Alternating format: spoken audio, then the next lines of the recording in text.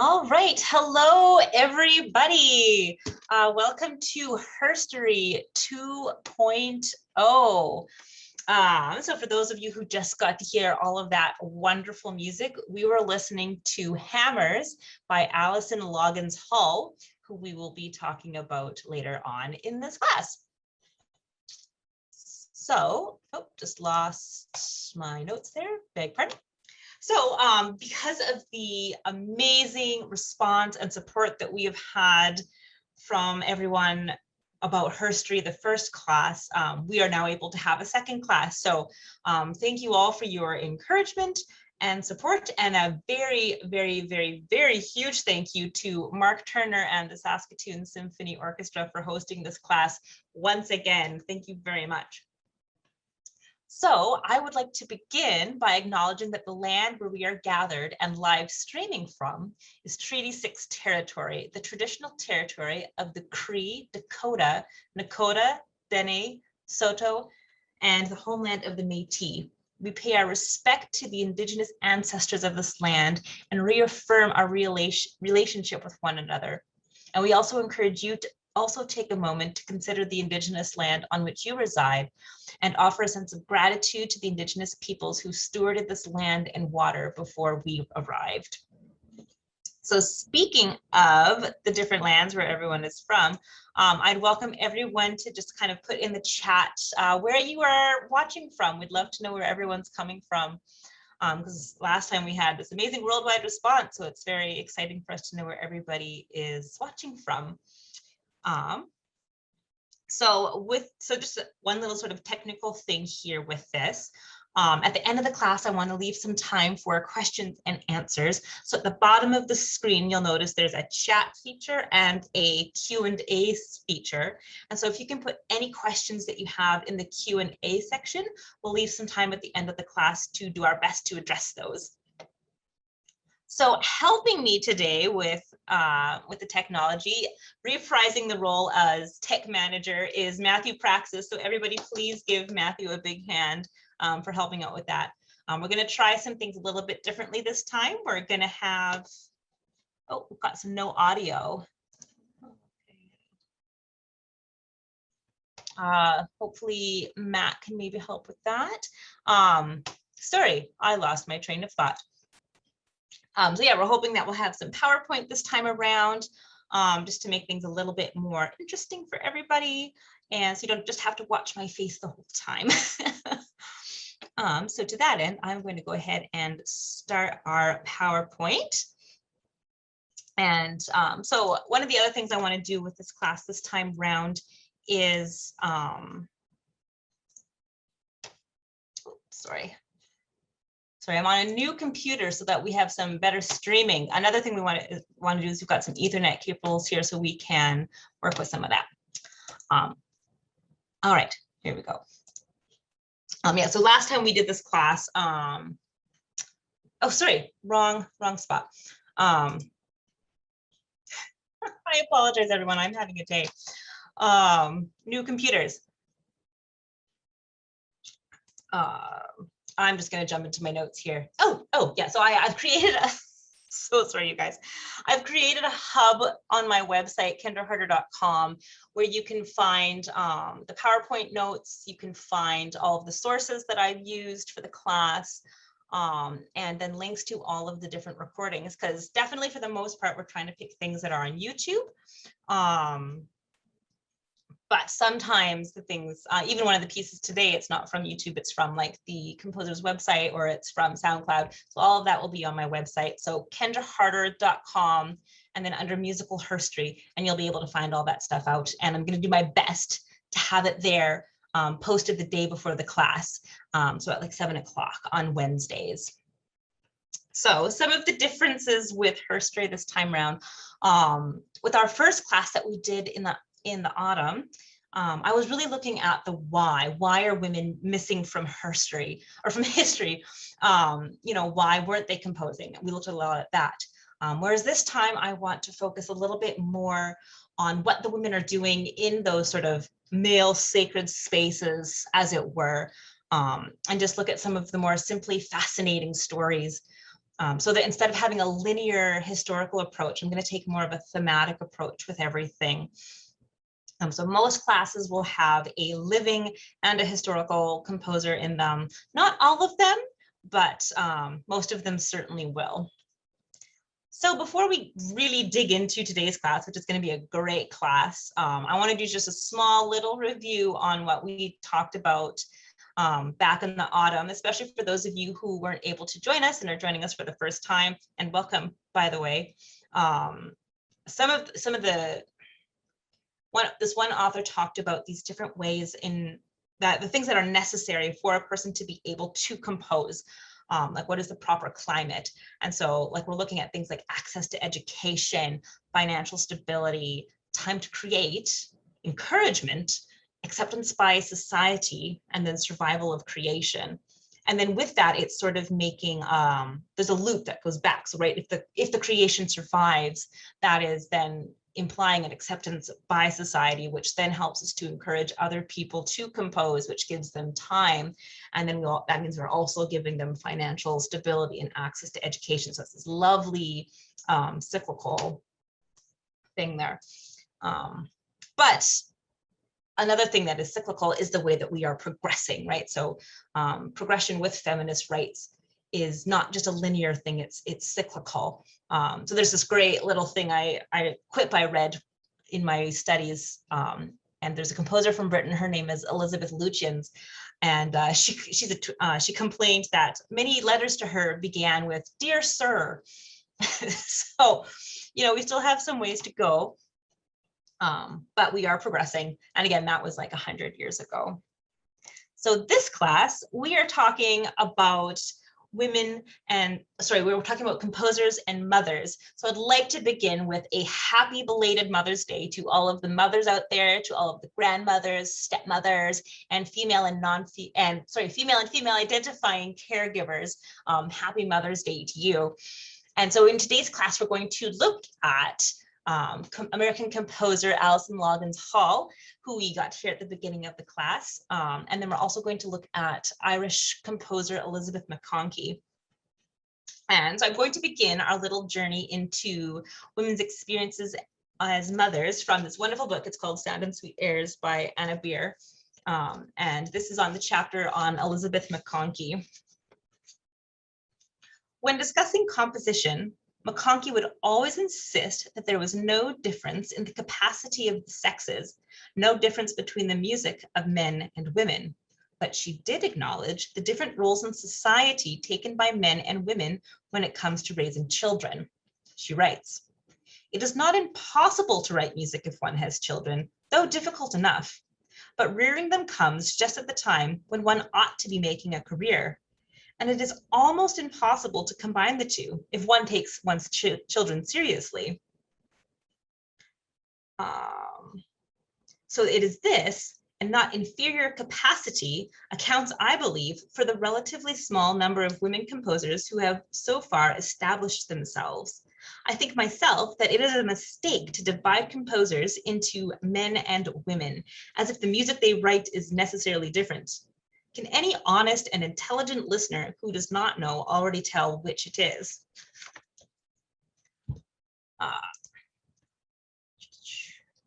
So historically, yeah, we do see that there are a lot of women whose composition careers completely cease when they begin having children. So we look at Settimia Caccini, who is the sister of Francesca, Ruth Crawford Seeger. And there are women who continued to have music careers as mothers, but they weren't composing. They didn't have the time for that. They needed to dedicate their time to the more lucrative aspects of creating music, such as performing or of teaching. And then we also end up seeing these very successful women with composition careers that don't have children, like an Ethel Smythe or a Pauline Oliveros. So it's really hard, so that we can see where maybe this prejudice comes from, but we don't need to have it, right? Like there's so many examples of women who are both mother and composer, and it's an amazing feat that they do. So now we're going to take a look at some of those and just begin by looking at some of these barriers and prejudices that women have faced because of pregnancy or because of motherhood. And this is really important to note, is that then all of these barriers are amplified for a woman of color, because of all of the systemic racism that we have in our society and things that we need to fix and to challenge.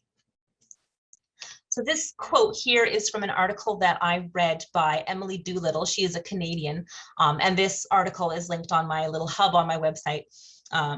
So it says, though not all women become mothers, all women may find themselves affected by anti-mother bias. It's still shockingly common to hear of women composers being passed over for positions because it is assumed that they'll get married, have kids, and give up composing, or of mentors refusing to write letters of recommendations for female students until they know their reproductive rights. So first, it is not your business what a woman's reproductive rights are, or her plans are. Not your business. So then Emily goes on to discuss other difficulties with composing while raising children. Things like lack of sleep, fragmented concentration. So try writing music when you can't focus, right? Not to mention there's this added expense because you need to raise children. Finding enough time to compose while earning that money is also very difficult. Modern composers will get grants to write music, but those grants don't always come with extra funding for childcare. So as you can see, yeah, huge time commitment, huge money commitment. So there's nothing wrong with taking time off to care for the children. What part of the problem is just the difficulty for women to get back into the composition field once their children are old enough. A lot of the focus in new music today is on young composers. And this is where a lot of the grants and programs come from for people to get opportunities to write, to get mentorship opportunities. And these young composer programs have these age limits of like 25, 30, 35. So then women who have kids in their 20s or 30s, they miss out on those years for participating in these young composers programs. And by the time their children are old enough, they've been excluded from these programs because of their age. And while these difficulties will affect parents of all genders, right? And even people who aren't parents, right? Like I'm not a parent, but because I am kind of getting out of that young composer range, being 30, 34, those opportunities aren't there. But anyway, back to the parents. These difficulties are going to be felt more by mothers because, there's that cultural pressure, both internalized and external, to not be away from their kids, to be that primary caregiver. Not to mention they may want to remain in very close physical proximity to their child because they're breastfeeding, so where men won't have that that expectation, ability, obviously. So those are just some of the difficulties that women have to work with balancing home and career. And these discriminations, they are not just limited to composition. We also see this in like in opera, for example, like an opera performance. So when it comes to decisions about opera singers' bodies on stage and off, women in opera are excluded, harassed, and in some cases attacked. Women are seriously penalized in the industry for middle age and motherhood. So in that same thing, women will be excluded from those career building opportunities like international opera competitions where they can work on their skills. So I'm going to show you here are just some examples of some different competitions. I don't know if you can see my mouse here, but I'm just sort of going around this yellow block here on the Neustimmen International Singing Competition. And let's take a look at these age differences, these age cutoffs, and they are different for women and for men. Women up to 28 years of age and men up to 30 years of age. That's where there's a difference. In the Viotti International Music Competition, it's open to opera singers of all nationalities, but for women, you have to be under 30 and men 32. So of note, like I'm a young person and I would not be eligible for either of those competitions because I am too old. Some opera companies have passed women over for roles simply because they knew that they had children or stepchildren. They're just assuming that what's going on. There was one stage director who lost a job after disclosing her pregnancy. And she writes, "I wasn't prepared for opera companies to not want to accommodate me bringing the baby." So what can we do better? Like, what are some things that we can do? And in Emily's article, she outlines a few really amazing things, like really good ideas, pardon me. But one of the big ones is just making space for mothers, making space for pregnant women. For example, I was at an opera rehearsal with Musique Trois Femmes a couple years ago, and one of the women had just had a baby. I think he was maybe like 5 months old. So she brought her mother.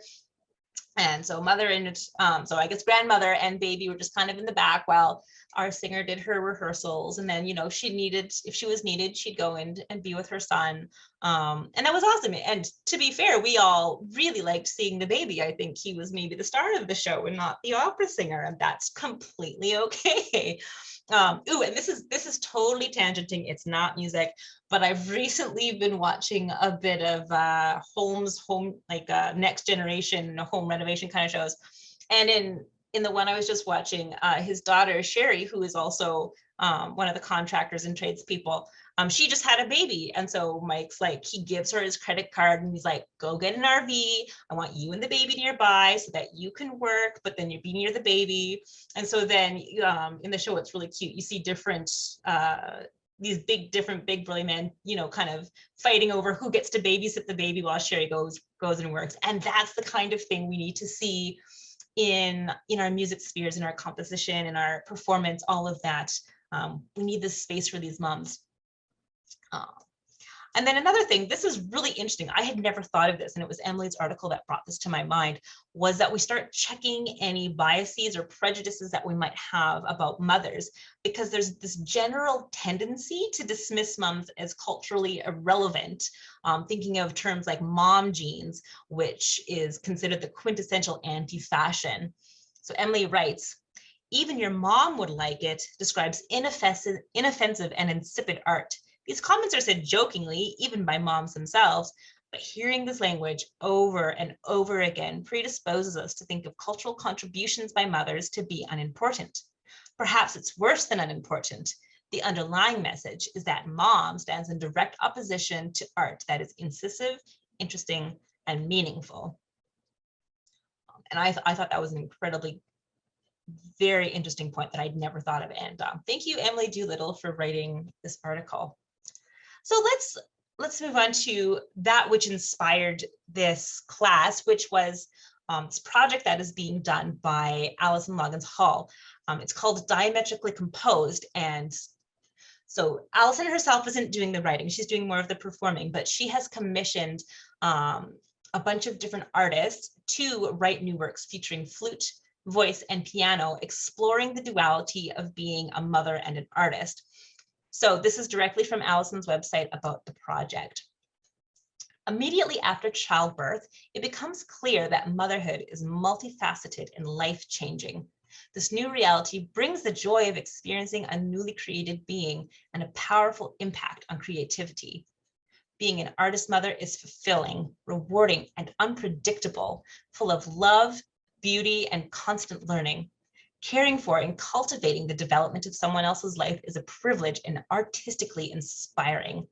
While our children inform our art informs our children, and the steady current of energy generated from the two creates a distinct and flourished experience. While Diametrically Composed revels in the exuberance of being a mother and an artist, the work also confronts the notion that motherhood and professional life can be limiting factors in their interaction in ways that fatherhood and professional life are not necessarily. The work aims to artistically probe and unpack this double standard. So this work is actually pretty new. It's kind of still in development in a sense. She started the commission in 2018, and the original performance was supposed to be Mother's Day 2020.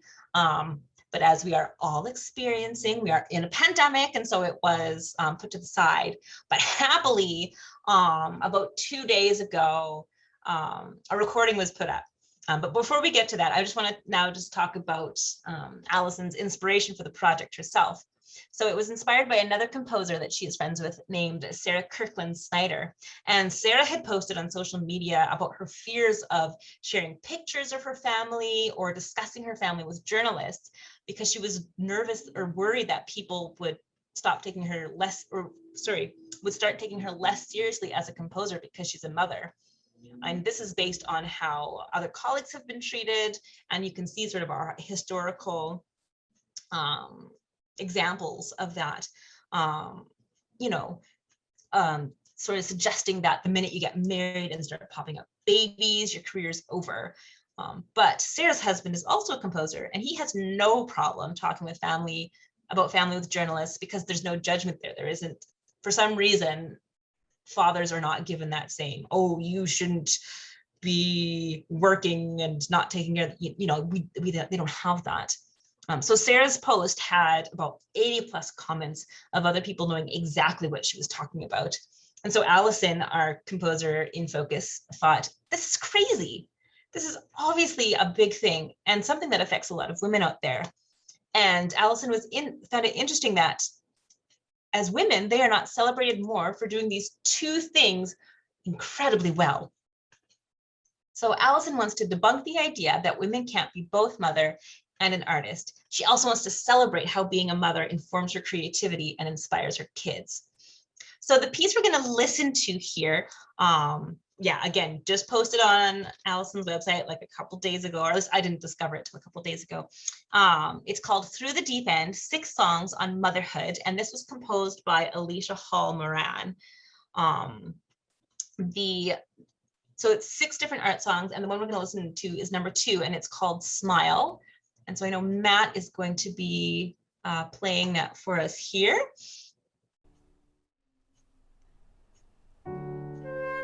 Your smile is my reward for all the excesses of my care.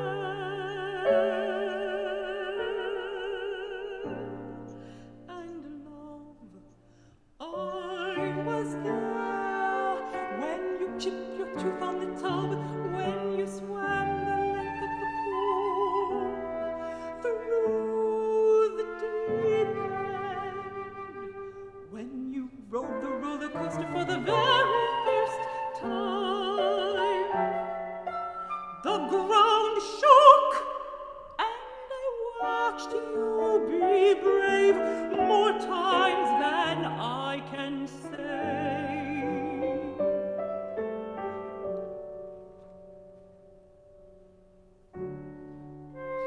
So your smile, when I first saw it, made me high, higher, higher than my eulogy climbs.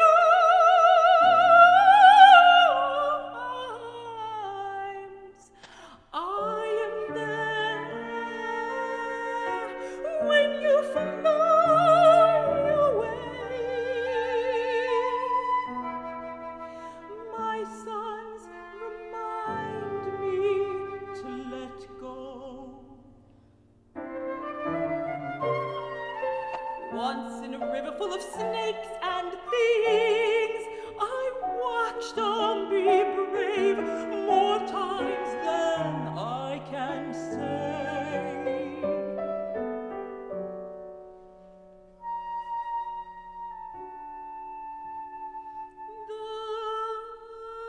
The fact remains, I'm gonna make it through.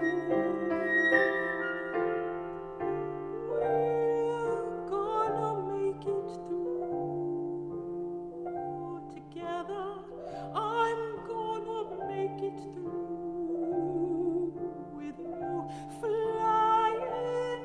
I'm gonna make it through the deep end. I'm gonna make it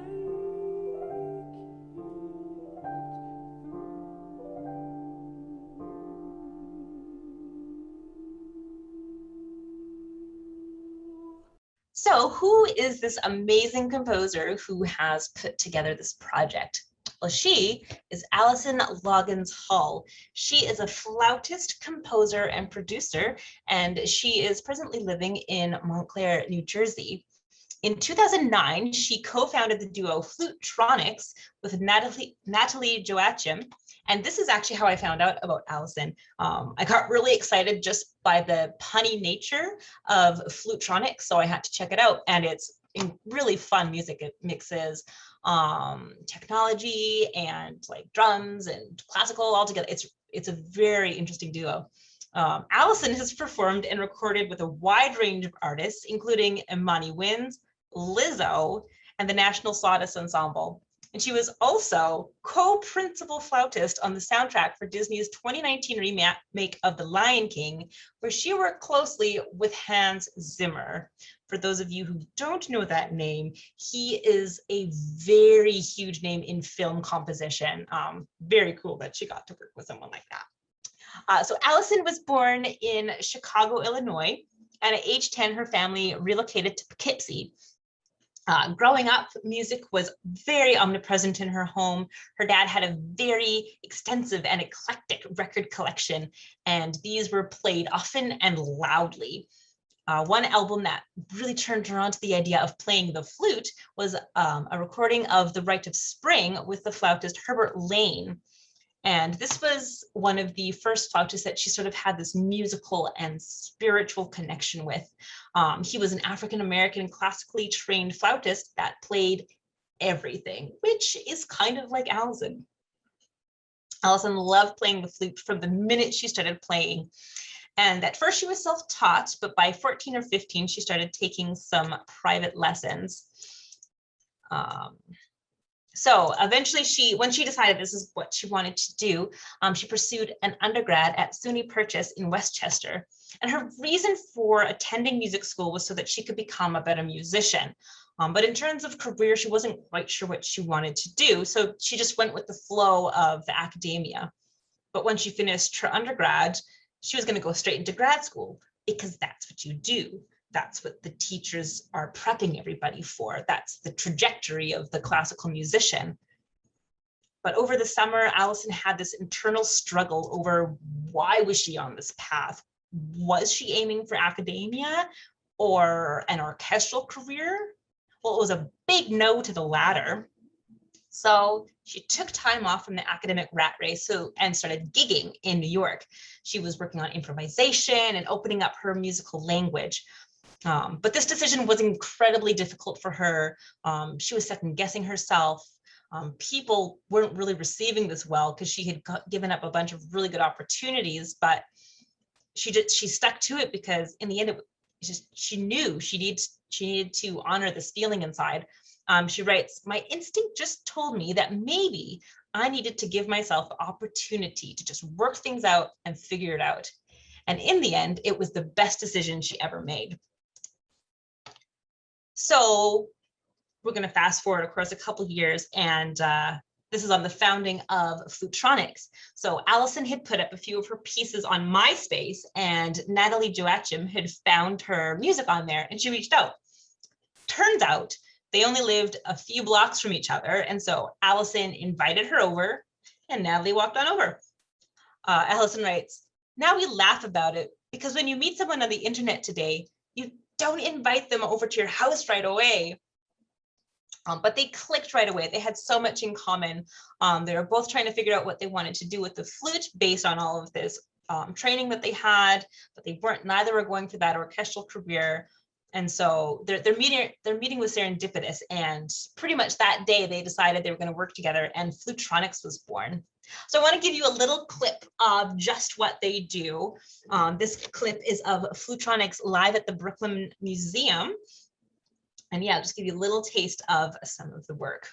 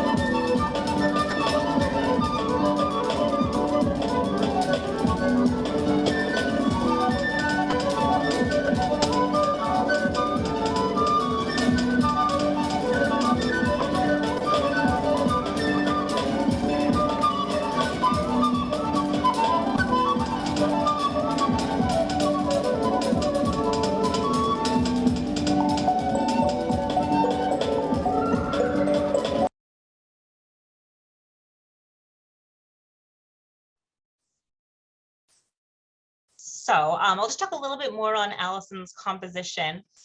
When she began composing, she was just working on pieces for Flutronics because oddly, there wasn't a lot of repertoire out there for flute, electronics, and drum kit. I mean, who'd have figured? I could have sworn Schubert did something like that. But so she wrote a lot of that music. But as the years passed, she got into working on music that sort of responded to the world that she was living in. And so she has an amazing catalog of music. So in the YouTube playlist, I've put in this Composers Now Impact, where it's a video of Allison talking about different pieces, and then it's spliced with, I think, 5 different pieces of hers. And yeah, she looks at social justice issues and humanitarian issues, and it's really good music. And sort of one thing I've noticed when I was just sort of reading different interviews is a lot of her music too is in response to her children, you know, things that happen with them in their lives and or in the world, and what does that mean for her children? And so that's part of what motivates some of her music. So very good. So I would highly suggest giving yourself like an hour and just kick back and listen to Allison talk about her music, and then hear some amazing performances. So as we can see here in this great little, this is an older photo, but she's got a cute little family there with a son and a daughter. And when Allison was pregnant with her first child, her and Natalie were doing their second or third Flutronics show. And when she was visibly pregnant, she started to hear people like, "Oh, are you still going to do Flutronics?" And she was like, she thought, well, why would you ask that? Of course I'm going to keep doing Flutronics. She'd also hear people saying things like, "Oh, you should sit down. You shouldn't be on your feet so much." And a lot of these comments were actually coming from men. And her thought was, well, what do you know about being pregnant? But she was young, she had energy, and she knew what she could handle. And I would like to repeat this for the back row. She knew what she could handle. This goes for any pregnant woman, for any woman. They know their body and they know what's going on. Every pregnancy is different. Even for like one woman, she can have 3 children with 3 completely different pregnancies. She knows what's going on. Listen to her, and don't make any assumptions about what's going on. So after the birth of her first son, though, she did take a semester off grad school, because again, it's very hard to raise a baby while doing anything else. But she returned when he was 3 months old. But she had lots of support. She had family support. She had a great husband helping her with it. But Allison writes, the hardest thing was just feeling guilty, missing him, and feeling like I would miss out, especially when it was time to travel. If I had to check out a little bit to focus on my work, that was the most difficult for me, my own sense of guilt. And I've heard this from a lot of other moms, that they just have this guilt that is imposed on them from society, that they need to always be present. They need to be that perfect Instagram mom or whatever. And that they're made to feel guilty for doing something for themselves or for having a career. But those are important things, you know. Kids get to see you having a career and being that awesome mom, doing different things. And so I hope as a society we can start to stop that guilt that's getting put onto them, because they're raising children, they're doing something awesome, that's amazing. And yeah, that's my little tangent there. So with trying to handle having family and children, Allison says, you know, scheduling became an art. She would work on Flutronic stuff while her son slept or when her husband was home. And you can see her doing these different schedules, like balancing acts. There's an interview about Diametrically Composed, and Allison writes that she was in the middle of potty training her daughter while she was doing that. Plus, she was working on a commission for the Metropolitan Museum of Art. So yeah, juggling lots of different things. But for her work, it was inspiring her kids. Her kids get excited about her work. And so that's that, you know, it's good for moms to be able to have their own life. Kids like seeing that. And what Allison writes is that her kids would get really excited when they'd see her in a video or if they saw her at a concert. And then for Allison, what she loves is that then her kids get to see the hard work and dedication that it takes for her to do the work that she does, and that will inspire them.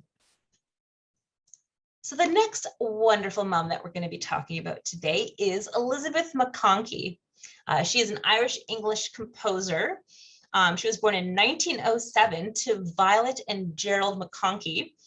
And her nickname is Betty. So because I'm pretty sure we would have been BFFs if I had been alive in like 1912, I'm going to call her Betty because I just loved it. So at the age of 6, Betty was already pretty musical. She was picking up the sounds of the church bells on the piano. And so from then on, her focus never wavered from her music.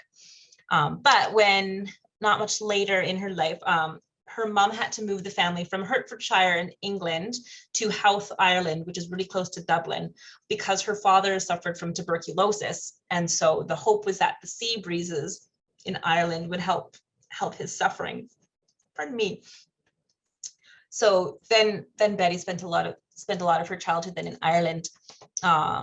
So her early music education and immersion in musical culture is not the same as we might see with a Clara Schumann or a Fanny Hensel, because it's not like she had a father that was a musician that was pushing her to do all these things. Not to mention, she also didn't have a lot of exposure to other music because the family didn't have a wireless or a gramophone.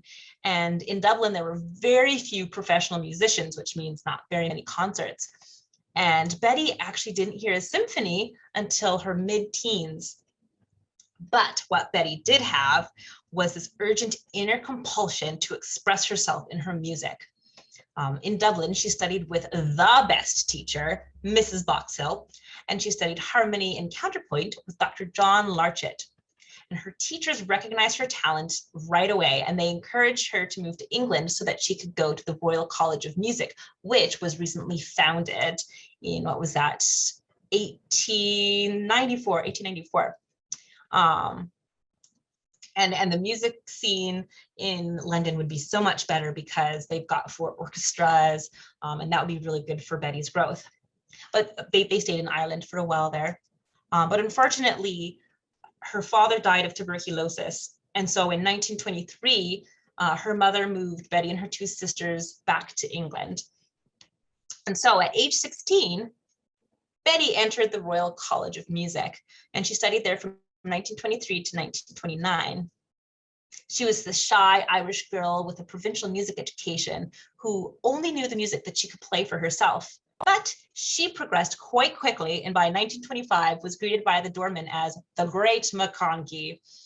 She studied piano with Arthur Alexander, composition with Charles Wood, and later Ralph Vaughan Williams. She said with studying with Vaughan Williams that it was like turning on a light when she was studying with him. She just learned so many amazing things. Some examples of just how well she was doing in the college. In 1926, 2 of her compositions had been chosen for the performance by the prestigious Patrons Fund. In 1927, she was awarded the Blumenthal Scholarship. And in 1928, the head of her college recommended her concertino for piano and orchestra to be performed by the BBC, which had just been founded 4 years earlier. So as you can see, she's an amazing composer, amazing growth. But as a woman, she was maybe not good enough for the next honor. So for this, I'm going to read another passage from my little favorite book here. Encouraged by Vaughan Williams, Mcconkey had put herself forward for the most prestigious of college prizes, the Mendelssohn Scholarship. Later, she remembered wryly that the judges were mostly aged about 90 and all male, but things appeared to have gone well. A day after the competition, she was congratulated by the head of the college, Hugh Allen, on her success. Mcconkey told him that he was wrong. The scholarship had gone to someone else, which bemused Allen. They must have changed their minds once he had left the room, but he soon recovered. No matter. If we'd given it to you, you'd only have got married and never written another note. According to Elizabeth's daughter, Nicola, the committee was actually in favor of Betty getting the scholarship, but it was the chair, Hugh Allen, that cast his vote against her. To that I can't offer which is right, but nonetheless, this quote was said, and that is terrible. But in 1930, she was awarded the Octavia Scholarship, potentially out of guilt for not giving her the Mendelssohn Scholarship. But then this allowed her to study abroad in Prague. And there she studied with the composer-conductor Karel Boleslav Žurák and with composer-pianist Erwin Schulhoff. And on March 19th, 1930, her piano concerto was premiered at Smetana Hall, conducted by Žurák and performed by Schulhoff. And this was very well received. And this sort of launched this amazing, successful career that Elizabeth had as a composer. You know, really kind of, what's the right word, revved up or really excited by the success of her piano concerto. She sent a score to Henry Wood, who was the conductor of the Promenade concerts, now known as the Proms, and that did really well. But before that concert happened, Betty went and got married. August 25th, 1930, she married William Lefanu, who was a librarian of the Royal College of Surgeons. And one of the sources I read called him Billy, so then they were called Billy and Betty, and I just think that is the cutest, so that's how we're going to refer to them. I'm going to take a little tiny tangent here. In the Times announcement of their wedding, the clothing of Betty and her bridesmaids was detailed, yet it did not record how the gentlemen were dressed. And for me, this brings up so many feelings because a lot of the time as women, our appearance is what is focused on, and it's no different then than it is now. When I read this little quote, I was reminded immediately of this Twitter post by composer Kaylee Lane Eaton, who was commenting how it really annoyed her after concerts. One of the first things somebody would tell her after a concert was how lovely she looked, instead of talking about her performance or her music. Yeah. Anyway, sorry, I needed to take that tangent because that just really kind of hit me in the feels. Because what should be focused on with women is our accomplishments, not our looks. So back to Betty and Billy. Right after the wedding, Betty needed to return to London for the rehearsals with the BBC Symphony. So this is great. I love this little kind of traditional gender swap. So Billy went to their flat in London and got it prepared and all ready and set it up. And then Betty went to work doing her composing thing. In future years, she wryly quoted Hugh Allen's words regarding her failure to win the Mendelssohn Scholarship. And she said, "I did get married, but I did continue to write many notes." So in 1932, when she was 25, Betty contracted tuberculosis. Unfortunately, tuberculosis affected many members of her family. So she had to move out of London, away from all of this musical life, all of this musical activity, so that she could be in cleaner and fresher air. So Billy and Betty moved to a village of Sealchart in Kent, and they lived in an open-sided hut so that she could live out of doors. I can't quite imagine this, but it sounds like, yeah, there was 3 walls instead of 4, and all of this air was allowed in so that she could breathe properly. And so Billy nursed Betty through these 3 years of severe illness, and she survived, but she was left with one lung completely ravaged. But she was a very determined woman, and she continued to compose and had a steady stream of successes. Her music was performed in London, in Dublin, in Prague, and she wrote for all the leading performers at the time in the 20th century, and all of her works were broadcast on the BBC. So even though she was not always in the center of the arts, she still forged a composition career for herself. So as you can tell by the years, we are coming very close to World War II. And that, of course, put a huge halt and hiccup into people's lives and her career. And there's some just really interesting things I wanted to pull out from this before I talk about her joint role as mother. So with the deteriorating situation, in 1939, Billy and Betty were quite worried about the threat of German invasion. And so they had all these letters of their friends from Prague. And so they burnt them because if they were found by the Nazis, then that might lead them towards them. So they did what they could to hide that. And at one point, they actually helped some of their friends in Prague escape to America.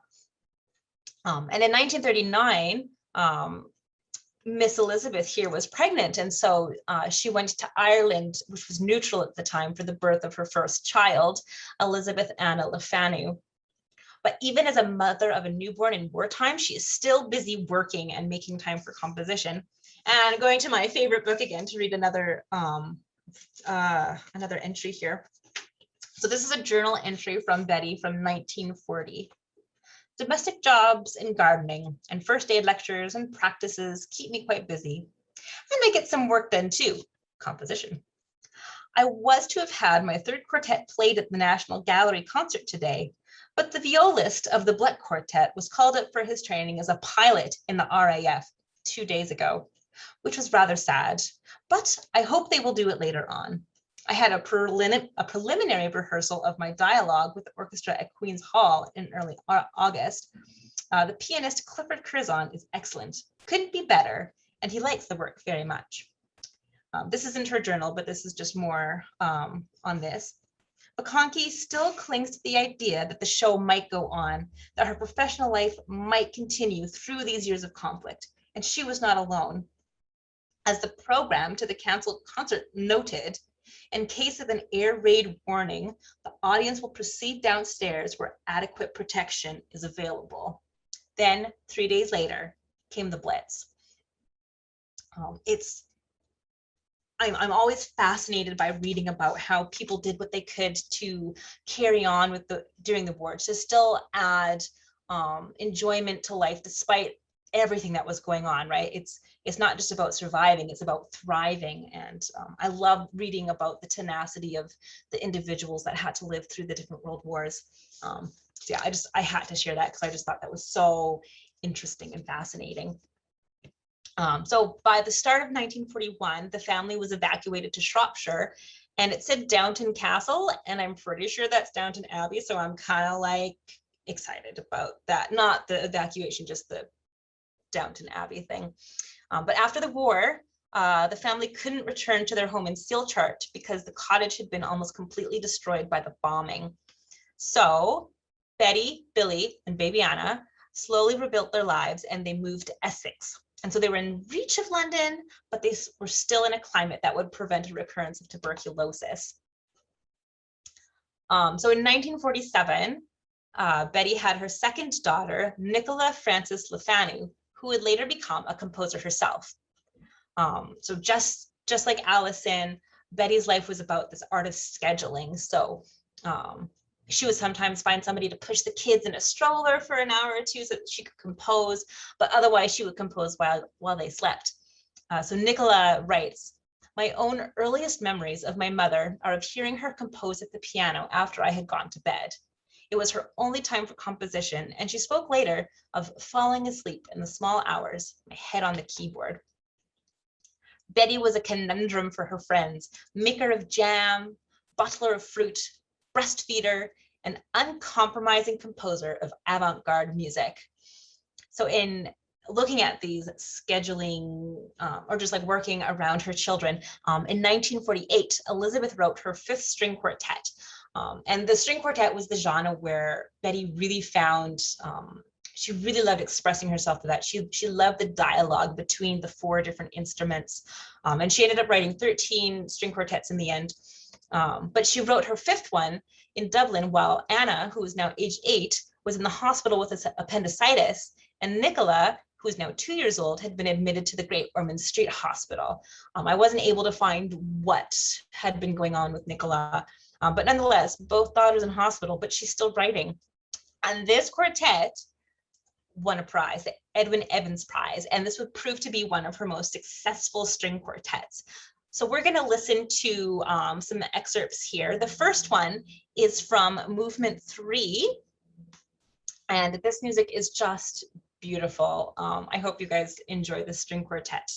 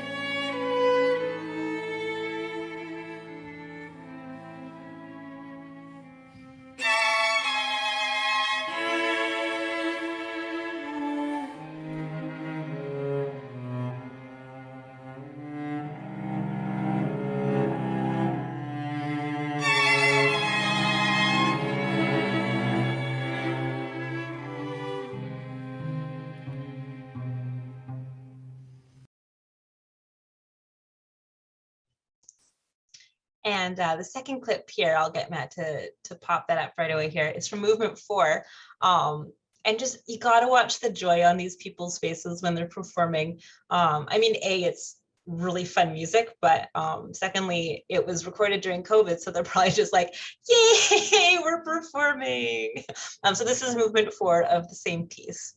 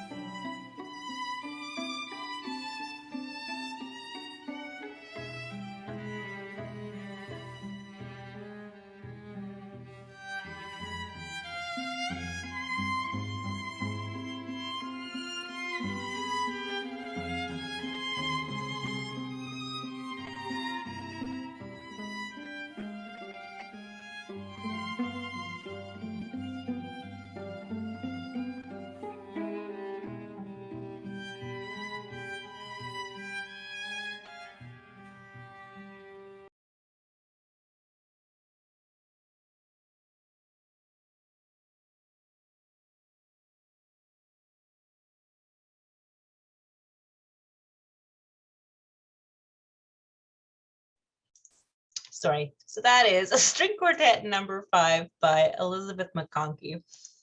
So now what I would just want to talk a little bit about is what I'm kind of calling Elizabeth's legacy that is left through her daughter, Nicola. So Nicola writes, "My mother was a professional musician.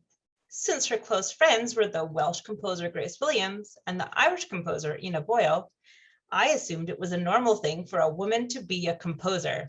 Yes. But only as I grew up did I realize the extent to which music in Britain was run by men and for men. So I love that her mom made her show that, like, helped her see that she could be a composer, she could be whatever. Nicola also writes, "As you may imagine, my mother was a wonderful role model for me. She had such tenacity and determination, whatever the vicissitudes of a musical career, and she never lost her passionate dedication to her vocation as a composer." So in the YouTube playlist, I have included one of Nicola's string quartets. We don't have time to play it here, but it's there for you to take a listen to. And I just found this little writing about her first quartet that she wrote in 1988. And she writes that she was really reluctant to embark on a string quartet, since the heart of the canon of the 20th century in Britain was her mother's 13 quartets. But eventually she took the plunge, and she enjoyed it immensely. Here I've just got a bunch of little stats about Elizabeth. Don't have time to go through them. But she did a lot to help composers in her time. In England in the 20th century, it was really difficult for any composer, any gender, to get their music played, because the symphonies and the orchestras of the time were focused more on like 18th and 19th century Germanic musics, like your Brahms, your Schumann, Robert. And so it was really difficult for any of them to get their music played. And so a lot of what Elizabeth did was advocating for them for fees and for rights and for promoting their music. So she eventually became a dame of the British Empire in recognition of these tireless attempts to improve the conditions for her colleagues. I love this little bit. So there's a Society for the Promotion of New Music, and they had a concert with her piece, The Land, included in it. And Nicola writes, it received a standing ovation, a very rare accolade in the United Kingdom, which I love that. And in celebration of Betty's 85th birthday, a series of concerts was given in her honor. And one of the concerts was her bassoon concerto, played by her eldest grandson, Christopher Dunlop. So I want to end my little presentation here with this beautiful quote by Nicola, which is a little bit more of Elizabeth's legacy here. Creating a culture that draws on men and women equally depends on all of us. Whatever field we work in, we need to be ready to challenge unacknowledged prejudices. Nicola Le Fanu. All right, it is time for questions, and a very short amount of that time. I apologize. I tried really hard to not over prepare this time, but that was difficult. So if any of you have any questions, please pop them into the Q&A if you haven't already. And if not, yeah.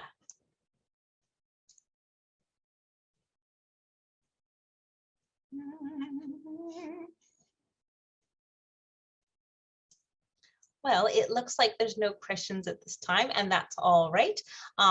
If you have any, feel free to contact me on social media or through my website. I'm more than willing to look up some answers and help out there. It has been a pleasure to be back with Herstory 2.0. Hello, questions. JK. Okay, which was the book you were reading from? So this is Sounds and Sweet Airs. It is by Anna Beer. The book is sadly no longer in publication. The first place I tried to order it from couldn't order it, but I found it on Amazon. If you are in Saskatoon, the Saskatoon Public Library also has a copy. But yeah, you can find this used online. Very good book. Talks about amazing. I think 6 or 7 different composers. How often are her string quartets performed? That is a great question. To that, I don't know the answer, but it's probably as often. New music, the goal now is to start getting repeat performances. At least in my time, it's been like, oh, you get one performance and it's really exciting, yay, and then it goes in a drawer. Now we're trying to get repeat performances. But I would imagine if you're looking at more British companies, you might have, or Irish companies, they'd be looking at their own. Actually, there's some really good organizations that everyone should like kind of start following that are for the promotion of women in music, like Dawn Music, the Boulanger Initiative. Here, I'm going to type those all into the chat, and I've been meaning to put them on my website. I just haven't had a chance yet. I'm just going to look in the chat. I'm just adding a couple organizations I can think off the top of my head that are for the promotion of women in new music. Ooh, awesome. Just a note, the Downton Castle in Shropshire is not Highclere Castle in Hampshire, which is the setting for Downton Abbey. Thank you for correcting me on that. I was hoping, but well, history wins, right, guys? Her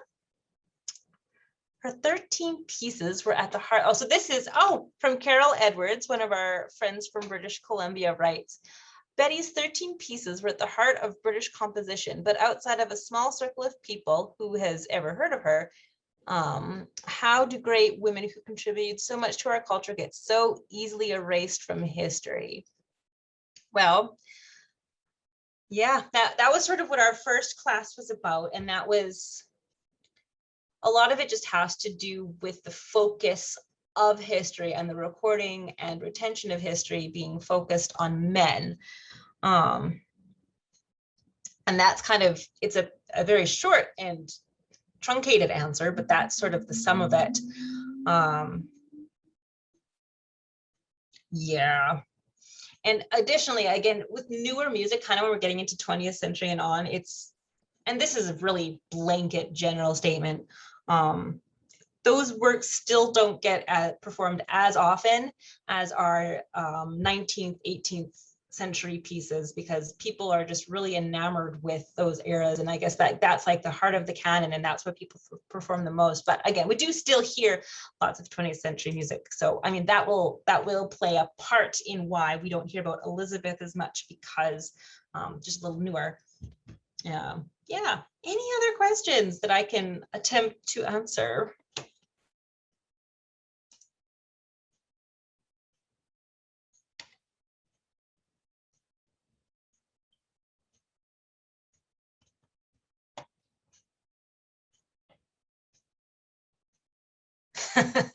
This is a great little comment back from Carol.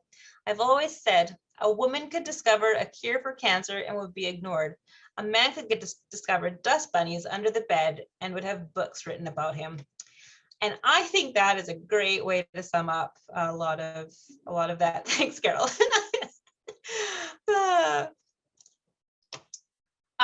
So it is 8:05. I should probably not take up too much more of your time, but please, if you have questions, please find me on social media. I'm on Twitter at Harder_Kendra. I am on Facebook, Kendra Harder Composition. Please feel free to send me some questions. I'd be more than happy to attempt to answer them. Thank you for your attention and your time, and I hope you have enjoyed today's class. And we will see you next week when we talk about the big male sacred cow of the symphony. You guys have a great week. Bye-bye.